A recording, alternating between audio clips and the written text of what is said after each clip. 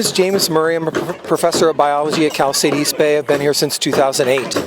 And this is a strike of all the CSU system. Yeah, 23 campuses, over 29,000 faculty, librarians, counselors, and coaches. And why is the university, the trustees, not really negotiating? I understand they imposed the contract. You know, they think it's important to sit on $8.6 billion. I don't understand why a public institution needs to sit on $8.6 billion. They know that we're so dedicated to our jobs that they can lowball us, and we'll keep working. We love our students. We love working here. We love our jobs. We have lower pay than a lot of other state university systems. And you have lower pay than other states' university systems? Yeah. In fact, they excluded the State University of New York from the analysis that they did to try to compare us. Also, we've got the Bay Area prices, which you know are crazy. That must be difficult recruiting faculty when the home prices. How do people survive? You know, the answer is it's been routinely happening. There are people who really want to live here because the East Bay is so great. They've got family here and they want to do that, and then they marry a spouse who has a decent enough salary to allow them to live here, right? And so if you don't magically have that already going for you, it's really hard to make things make ends meet here. You know, and half of our classes at this university are taught by lecturers, right? The other, or more than half. So some of the classes are taught by professors who have research responsibilities in addition to teaching, and they have tenure. But most of our classes are taught by lecturers. These lecturers don't have tenure. They don't have any research responsibilities, but they are so vital to our educational mission, and we don't pay them as much as the UC does. So the UC takes them from us. We don't pay them as much as the community colleges do, and so it's really hard to retain good lecturers to teach half of our classes. And are they paid the same as professors? I mean, no. Equal pay, equal work? What is their salary? No, my salary currently is $112, and so I am okay with my salary, especially since my spouse makes more than me. That's what makes things work. Again, family support, all of those factors is what makes it work for me. So what I'm here for is for our other demands: counselors for students, lactation rooms, parental leave. I don't need parental leave anymore. I'm done with that. But I see my faculty here who only have 30 days of parental leave. I see lecturers who have this really base minimum pay, and so I'm here to try to raise the floor for those lecturers and for our assistant professors who are working so hard for so little pay. And it seems like this large amount of money that they have is a surplus. They are spending it on buildings, on construction. And what are the priorities of the trustees? And you think they should be elected instead of appointed by the governor?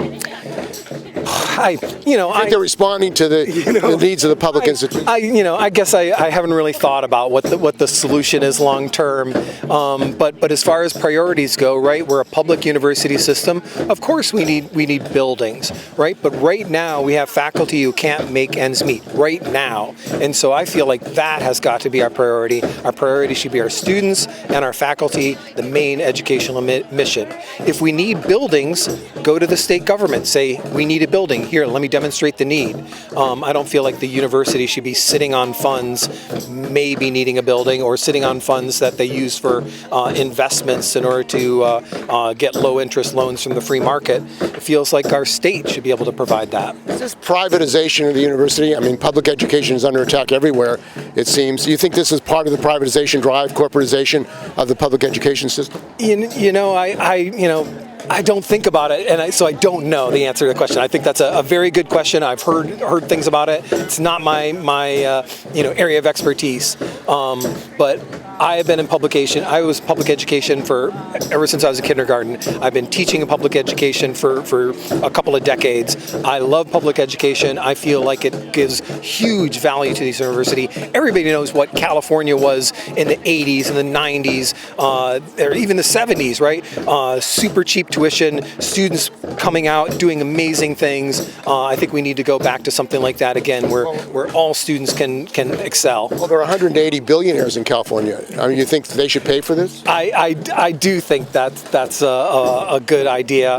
I understand that if we base our entire taxation system on that top percentage, we get these fluctuations.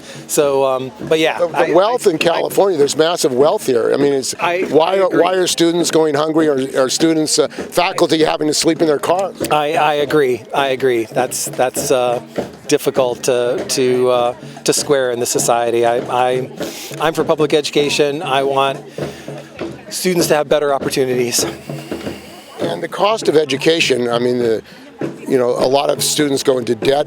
Is that one of the demands of the union, that there should be free public education to link up the right of students to be able to have a public education in California and other countries? I don't know if our union has called for that specifically, but I know lots of my colleagues have called for that. I know that other countries have systems like that. They pay students to go to school. Yeah, and I'm just so grateful that I was able to get out of school with minimal loans, and I feel like I'm a really good contributor to society because of the public invested in me, and so I want to continue to fight for public investment in our students. Decay. So one of the main issues that we're striking for right now is faculty pay, and that's a big issue because we have one of the lowest pay rates in the system right now of California's universities. And as the sign says, faculty working conditions are student learning conditions. When professors are unable to make ends meet, when they have to work multiple jobs, they're unable to teach well, they're unable to grade well, they're unable to give feedback in the way that me as a student I want. Because I love school, I love our education system, and they deserve better. And why do you think that the university and the trustees are taking a hard line and they won't give the staff what they want? There's a lot of issues right now in terms of education, and that's one of the main ones. The fact that the faculty is so out of touch with what the students need and what the professors need, and that they're unwilling to allocate proper funding to what we actually need instead of building more buildings, funding campus police more than we need. So there's money for other things, you're saying? Yeah, we have the rainy day fund, which is billions of dollars that is being untouched, has been untouched for years, and should be used to fund our education. That's what I'm paying for. I'm paying good money to the school, and I should be getting what I put in my money for. And how much are you paying?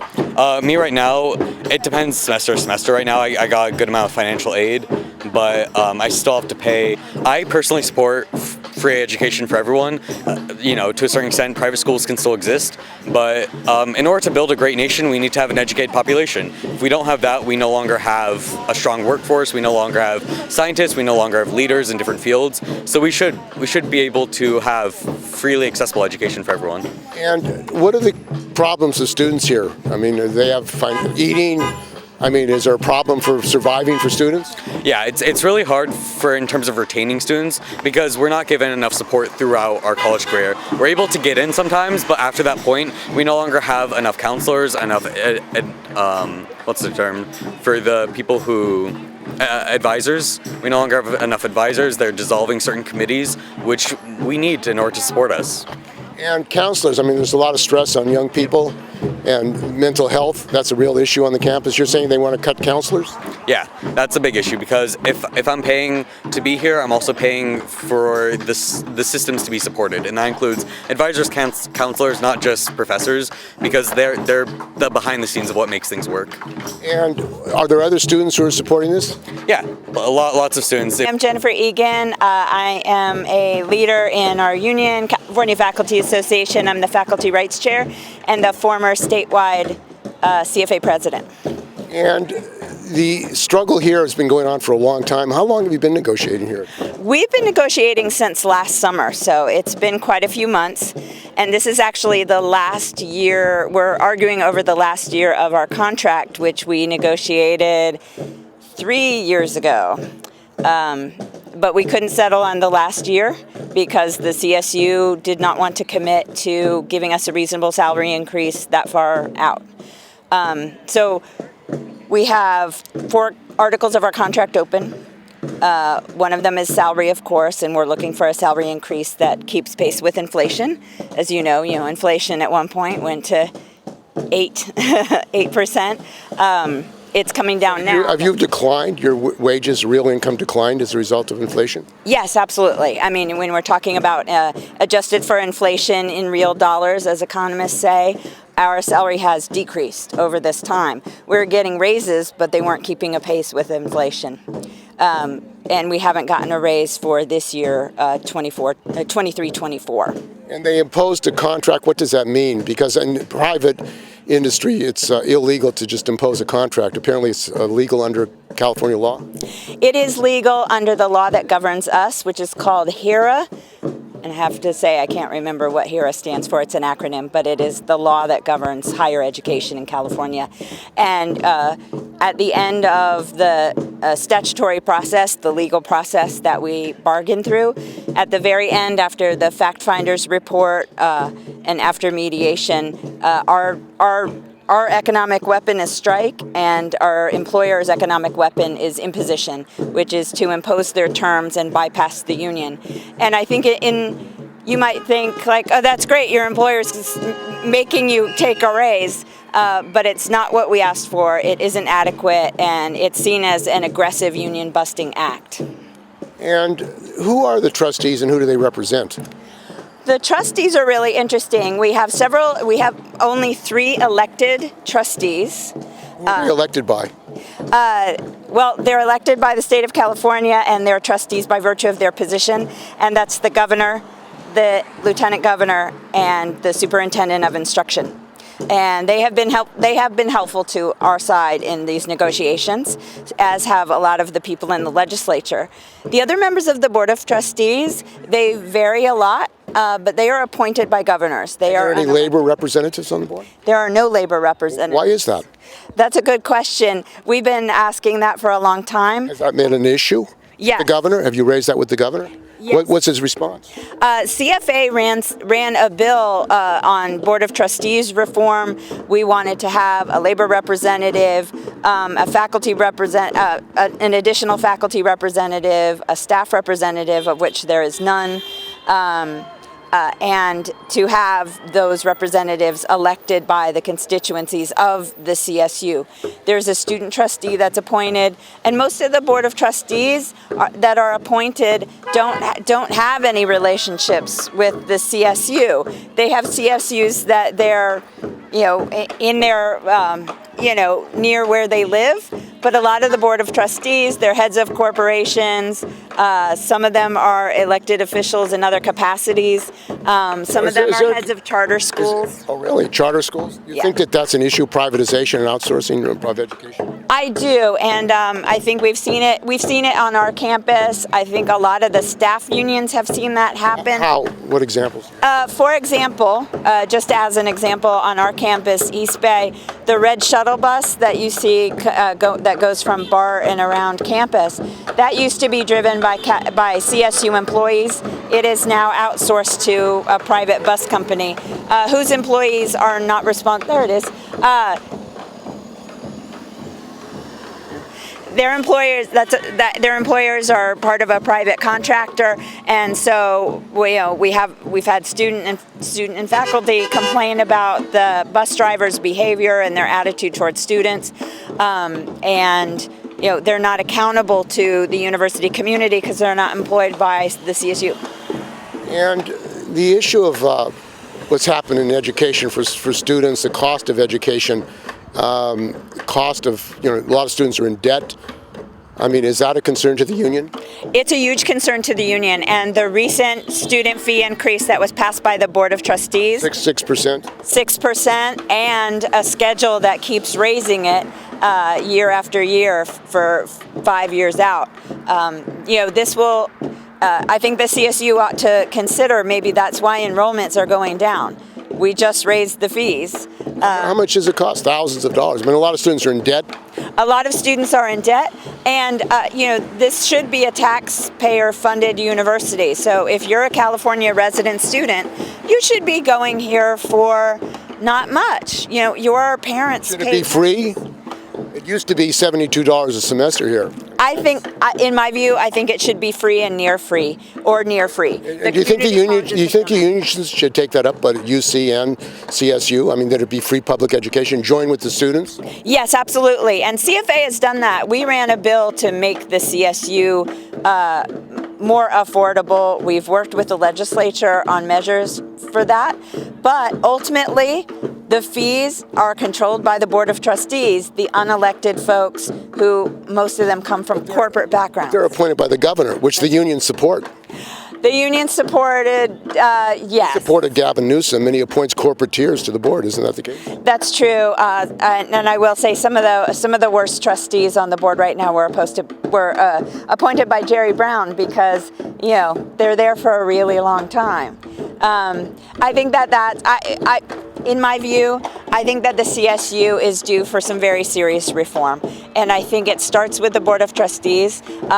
Community college district Board of Trustees are elected by members of the community where the college is, where the college exists. The CSU could have something similar. We could have an election and have 23 trustees, one from each district, one from each of the campuses. That would at least allow the community to decide how CSU should be run. Because if you talk to students and parents and ask if they're okay with a 6% fee increase, the answer is no. It's not okay with faculty either, because that fee increase happened. That money doesn't come to us. That money goes into what is effectively the CSU's hedge fund, where they amass $8.5 billion in reserves. And as one of our faculty members said in a speech before, gamble with the stock market and have a very illustrious. Sorry, words are failing me. Speculation on the stock market. Speculation on the stock market. Oh, and their bond rating is extremely high. The CSU has a bond rating that's equivalent to the entirety of the state of California. And I mean, it seems like the graduate students at UC were on strike. There's union busting going on there. What is being done to unite all education workers in California to deal with what is a union busting drive, it seems, to drive down wages and conditions and completely privatize the education system? Yeah, I totally agree. More should be done on that. We did have a campaign a while ago that I'm hoping we can revive called the Campaign for the Future of Higher Education, where we did make common cause across the community colleges, CSU and UC. Have you appealed to the other unions at UC to join you on the picket line? We have had messages out to them. It seems like they're facing the same attacks as the CSU workers. I mean, having joint actions. Yeah, no, they are. We should definitely do a better job of being in solidarity with each other, for sure. And have there been any hearings in the legislature about privatization and corporatization of the CSU system? No, I think there should be, though. I mean, I think that there is a distinct lack of accountability. Each year, the CSU Chancellor's Office asks for a rather enormous budget, but isn't very accountable in how they spend it. In other words, like that money, it comes to them in a big giant pot, and they spend it or hoard it in whatever way they see fit. Meanwhile, student fees go up, faculty are underpaid, and I feel like no one's paying attention. You think this is connected to the corruption scandals at CSU? The chancellor's paying large amounts of money, given golden parachutes, discrimination, racism, sexism by the administration. I mean, how is that being handled, and is it being handled, and is it connected to what you're facing here on the picket line? I think it is connected. Those golden parachutes that failed presidents and failed chancellors have gotten in recent history, that's been going on in the CSU for a really long time, and I think it's a chronic structural problem of lack of accountability, because we have this unelected board of trustees who seem to support the chancellor no matter what. And the issue of racism, discrimination, is that an issue in your fight? Yeah, it is a huge problem on all of the campuses. We have some measures actually in this contract fight that we're asking for more health and safety protections when faculty interact with campus police. What was that for? What's happened? What has happened, when you talk to faculty of color, they all talk about being followed by university police to their offices as though they didn't belong here. Profiling? Yeah, the profiling, that kind of, microaggression, but feels very macro. I think we have a lot of faculty who have felt that from police officers, and that view that maybe black and brown people can't be faculty, so they're suspect on their own campuses in their own workplace. And that's, that might be hidden to a lot of us and some of us who are white, but, I certainly believe my colleagues when they say that's what they've experienced. And at UC, the students there were protesting, were maced. Yes. And the budget for the police, it seems that the education system is at UC and CSU. What kind of budgets do the police have? We had a campaign last year to find out all of the entirety of the budget for the UPD, not just the big dollar amount that we could get, but exactly what they bought. And what we could find, which was probably not all of it, but they have on this campus, they have body armor, they have automatic weapons. I'm sure Automatic weapons? they do, and and they buy it with the allocation that they get from the state that goes to UPD. And I think like all big conservative government agencies, the police are here to protect folks in power. And that seems to, on the CSU, chronically exclude faculty, students, and staff. And if there's no budging by the trustees, what's the next step? We are very much hoping, and we've had some signals, that the strike is already having effect. It is a historic strike, 23 campuses out all at the same time, all the faculty of the CSU. And we feel like it's already having an effect. There's some signals. Like what does that mean? I don't know. Hopefully there'll be some movement this week.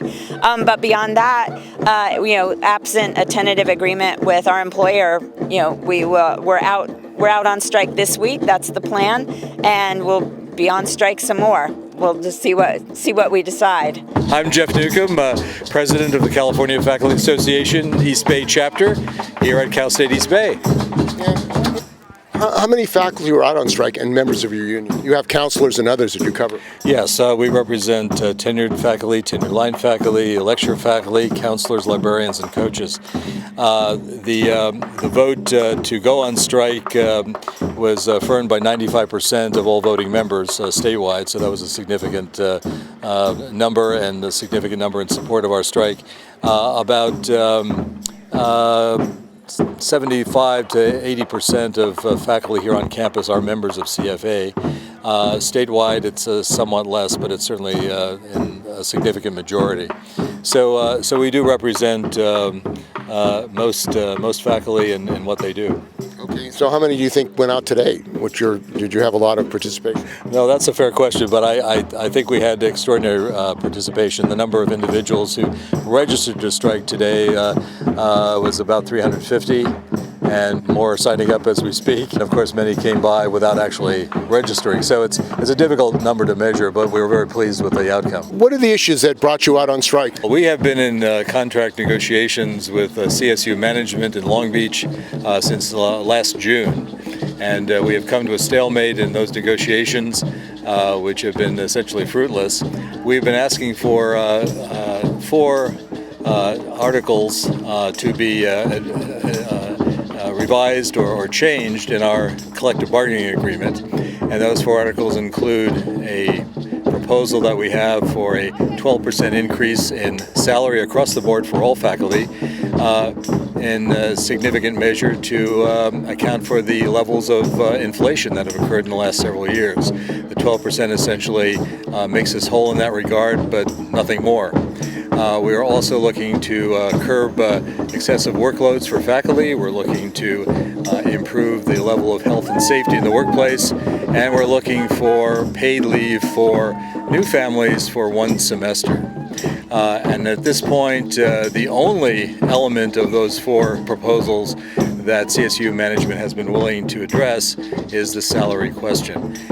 And our bargaining ended without result. And according to the California HERA Act, which governs the negotiations of public employee unions, the management is allowed to impose its best and final offer at the end of negotiations that are not successful. And the union is allowed to take whatever action it wishes in the form of a strike. And so that's what we're doing. We're striking. They imposed a contract on you? Yes, they did. Yes, they did. That's legal in California? Yes, it is. So they're imposed a settlement, which is sometimes called their best and final offer, is 5% for 1 year, and that's it. They didn't address any of the other elements of the contract, and they obviously are not listening to our concerns about inflation or need for a better level of compensation for lecturers. So this is a serious set of issues, and it's why we have gone on strike on all 23 campuses around the state. And the Teamsters, what happened to them? They were negotiating as well? Yes, they negotiated as well. Their dispute was a different sort. It was based upon contract compliance, a different kind of dispute than we had. But yes, they settled over the weekend.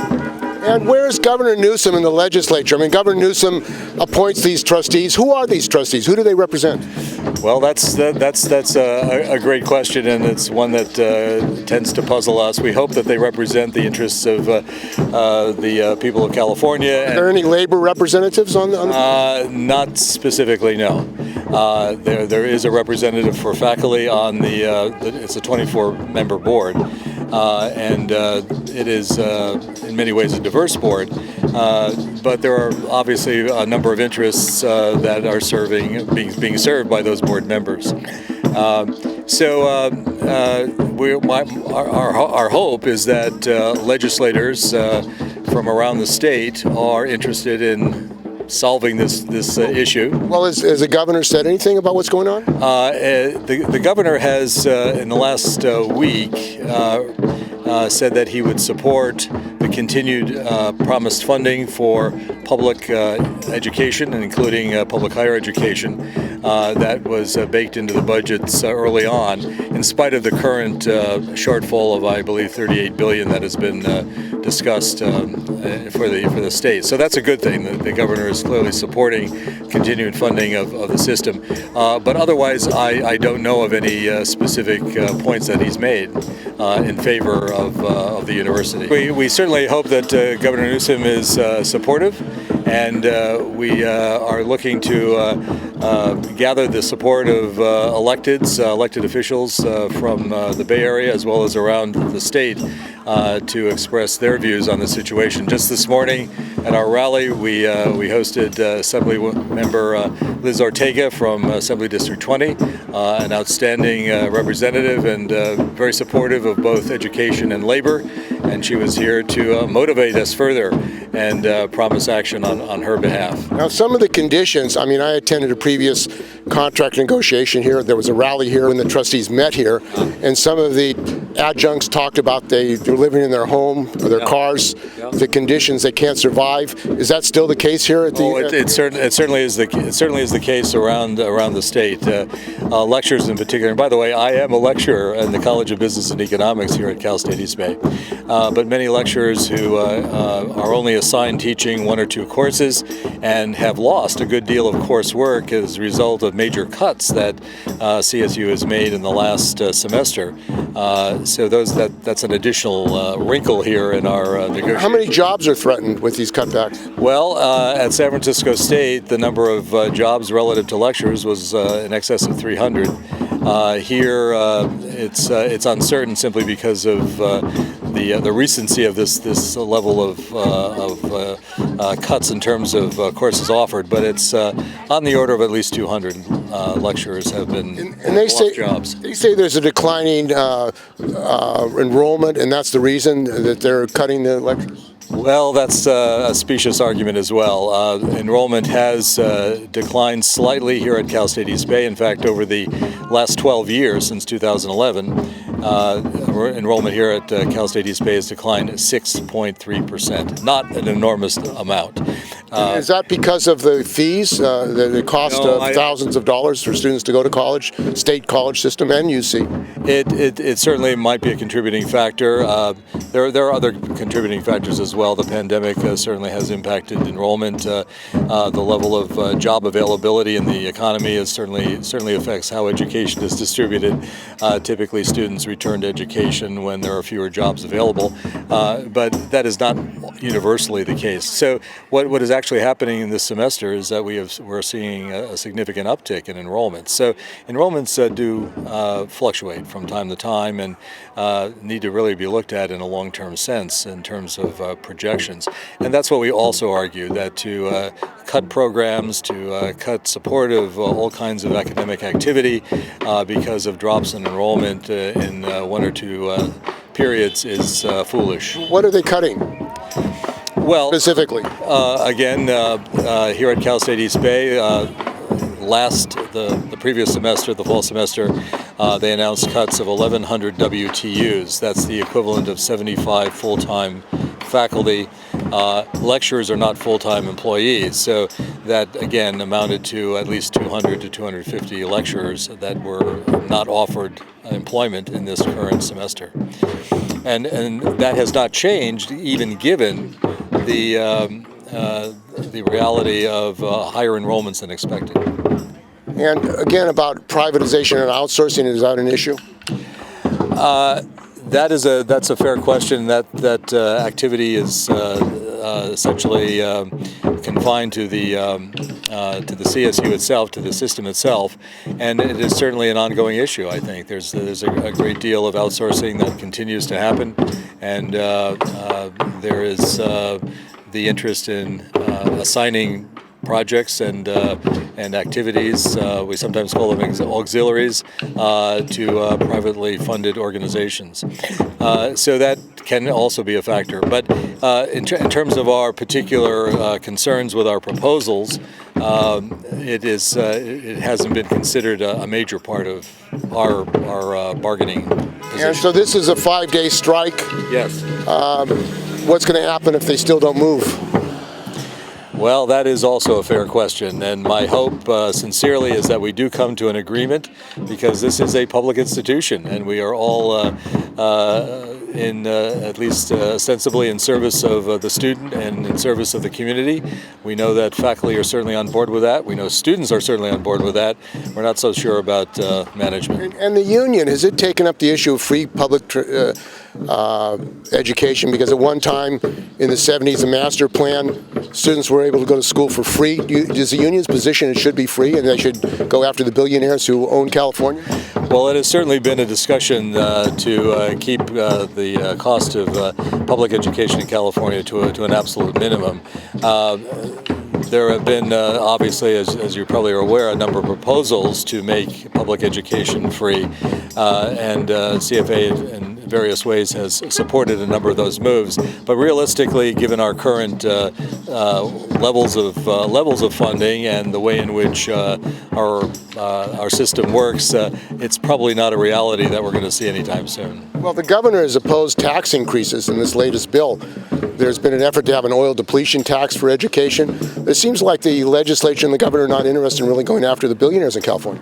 Well, I'm not sure I can speak to that, but I like your way of thinking. Okay, thanks. What can people do to support you?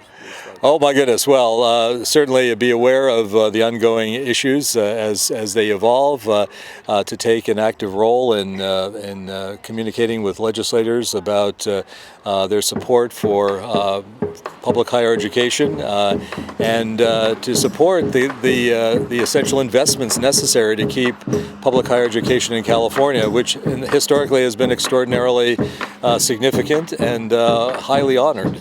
And the trajectory on which we are now going is going to result in a much declining and much lesser kind of university experience.